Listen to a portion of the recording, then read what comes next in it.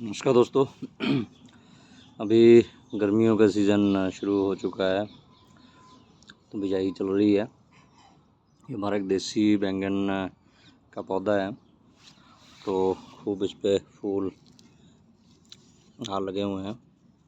अभी मौसम थोड़ा गड़बड़ हो रहा है, बरसात हो रही है, धूप कम निकलती है, बीच बीच में धूप भी आ जाती है।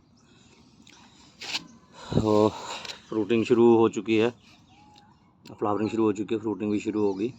तो कुछ दिन पहले इस पे हमने देखा था कि पत्तों के नीचे तेला आना शुरू हो गया था। तो अभी आप ये देख सकते हैं कि ये लेडी बर्ड बीटल जो है उसका ग्रब है, उसकी सुंडी है।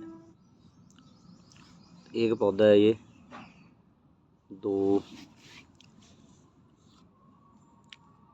यहाँ तीन,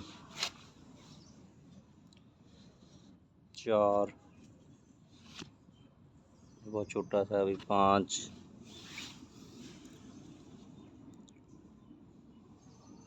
चींटियाँ भी बहुत सारी है यहाँ पे,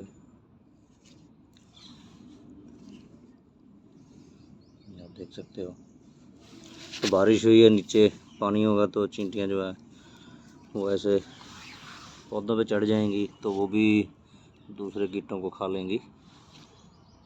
ये 6 नंबर, 7,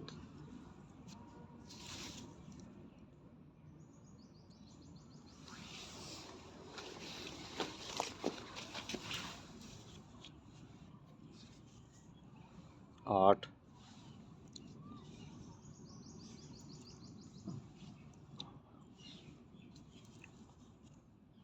नॉर्मली तो हम किसानों को, जैसे यहाँ पे आप देख सकते हो ये तेला है, किसानों को तो हम बताते हैं कि आपको गिनती करनी है जो कीड़े नुकसान करते हैं। तेला है, माइट है, तो आप देख सकते हो कि यहाँ तो उनको खाने वाले जो कीड़े हैं, उनको जो कुदरती कंट्रोल करने वाले कीट हैं, वो यहाँ खूब भरे पड़े हैं एक ही पेड़ पौधे पे। तो यहाँ आए हैं तो और पौधों पे भी उपलब्ध होंगे ये धीरे धीरे, तो यहीं से मल्टीप्लाई होके जाएंगे। तो ये जो लेडी बर्ड बीटल है, इसका जो ये ग्रब आपको दिखाया है, तो भी बर्ड बीटल का हमें पतंगा तो नहीं दिखाई दिया है। ये जितने भी और कीट हैं, ये एक मांसाहारी कीट है। आमतौर पे किसान इसको मित्र कीट बोल देते हैं। इसको पास फेल वाली मक्खी भूंडी बोल देते हैं। तो इन चीज़ों की इन कीटों की जानकारी अगर आपको है तो फिर आपको कीटनाशक स्प्रे करने की ज़रूरत नहीं पड़ेगी क्योंकि आपको विज्ञान समझ में आ जाएगा। तो ये चाहे चेपा हो, जैसे अभी ये मूली के यहाँ पे आप देख सकते हो, इसमें यहाँ पे ये चेपा लगा हुआ है फड़ियों पे कहीं कहीं पे। तो ये चेपा जो है रस चूसक कीट है, तो इसको खाना शुरू कर देगा। फिर तेला भी आ रहा है, अभी शायद आपको दिख रहा होगा तेला यहाँ पे। तो इन कीटों को जो है ये खा जाते हैं। वाइट फ्लाई हो, ये देखिए अभी ये लेडी बर्ड बीटल का एक पतंगा भी हमें मिल गया। सो 2 पौधे हमने देखे, एक तो छोटा सा 3 कह सकते हैं आप, तो उसमें हमें इतने सारे कीट जो हैं वो देखने को मिल रहे हैं। तो तेला तो है, इसमें कोई दो राय नहीं है। तो तेले को कंट्रोल करने वाले कीट भी अपने आप आ रहे हैं।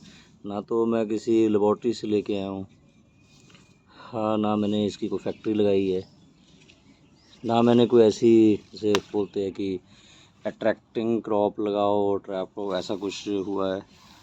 तो ये कुदरत का सिस्टम है, अपने आप ही जो है ये कीट फसलों पे आ रहे हैं। तो पहले भी हमने देखा था कि काफ़ी जगह सरसों के पौधों पे थे। तो ये कीट जो है कुदरती तौर पे कंट्रोल करेंगे तेले को, चेपे को, वाइल्ड फ्लाई, यहाँ तक कि जो जूं होती है उसको भी, जब छोटे छोटे कीट होते हैं। तो हो सकता है, अभी हमें तो इतनी जानकारी नहीं है, हम तो विज्ञानी नहीं है भाई, हो सकता है जो बैंगन काने करने वाली सुंडी है, जो फ्रूट एंड शूट बोल रहा है बैंगन का उसका भी कोई कंट्रोल ये कर रही हो। तो ये तो काम वैज्ञानिकों का है, वही बता सकते हैं। हमें तो उतना ज्ञान नहीं है, हमारे पास उतना साधन नहीं है। तो खेत में किसानों को डर रहता है कि कीट आ गए वो नुकसान करेंगे।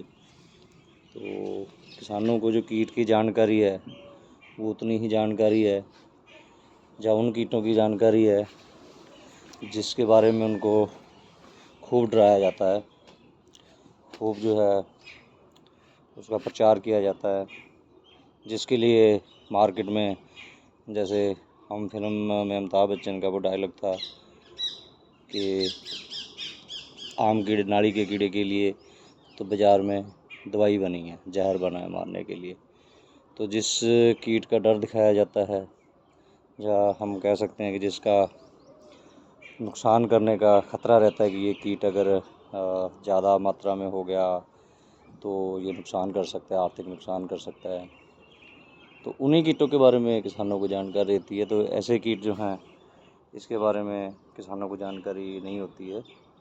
हालांकि पीएयू की तरफ से जो 2 किताबें छापी गई हैं, सर्वपक्षी कीट प्रबंधन, सर्वथा कीट प्रबंधन या इंटीग्रेटेड पेस्ट मैनेजमेंट, तो एक नरमे पे है, कॉटन पे है, और दूसरी किताब जो है वो धान पे है, पैडी पे है, चावल पे है।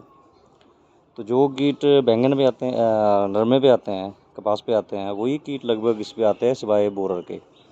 तो जैसे उधर अभी गुलाबी सुंडी हो रही है तो इसमें ये फ्रूट एंड शूट बोरर आएगा। तो अगर आप ऐसे पौधों का सर्वे करते रहेंगे, पौधों को सही टाइम पे बिजाई होगी, उसके खाद का ध्यान रखोगे, तो आपको कीटों से डरने की ज़रूरत नहीं पड़ेगी। लेकिन ये सब आपको सीखना पड़ेगा। तो आप यूनिवर्सिटी की किताबें लेके पढ़ सकते हैं, उसमें बताया होगा कि तेला जो है वो कितना गिनती में अगर होगा तो हमें उसको मारने की, स्प्रे करने की ज़रूरत है, और उसको कौन से कीट हैं जो उसको खा लेते हैं। तो बजाय इसके कि हम सीधा कि हाँ तेला आ जाएगा, आ गया तो बढ़ जाएगा, अगर ये जानकारी लें तो हमारे खर्चे बहुत कम हो सकते हैं और बदनामी जो है वो भी नहीं हो सकती। तो स्टेप बाय स्टेप जो है पहले कीटनाशक कम कीजिए, फिर अपनी खाद तैयार कीजिए, आप ऑर्गेनिक खेती की तरफ भी बढ़ सकते हैं। तो लगातार आपको जानकारी दी जाएगी। धन्यवाद।